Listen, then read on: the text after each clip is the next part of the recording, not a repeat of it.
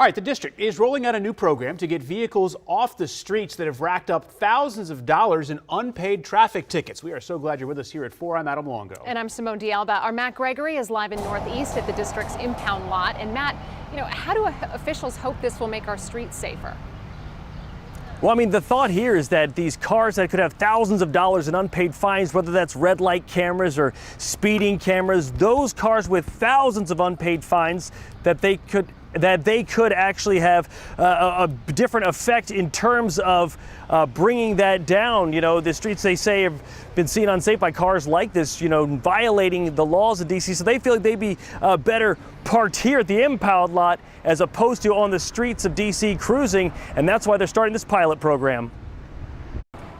Hidden along the streets of D.C., parked right next to your vehicle sometimes, scofflaws. These vehicles owe outstanding tickets, whether they are stop sign tickets, whether they are tickets that are owed for speeding. Johnny Gaither, head of D.C.'s parking enforcement, says in early April, they rolled out a pilot program to catch the most egregious scofflaws. We kind of set the number at around $3,000. Here's how the pilot program works. One of these vehicles, license plate recognition system, this is what captures the plates and tells the driver that the vehicle has outstanding tickets.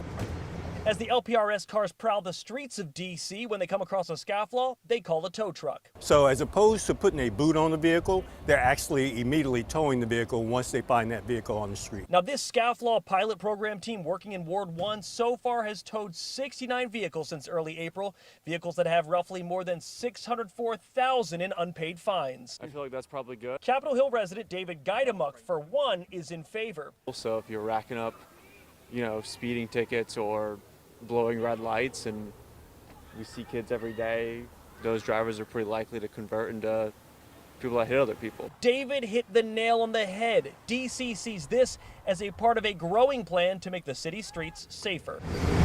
So this plays into that strategy in getting those vehicles off our cities. Giving dangerous drivers the boot in.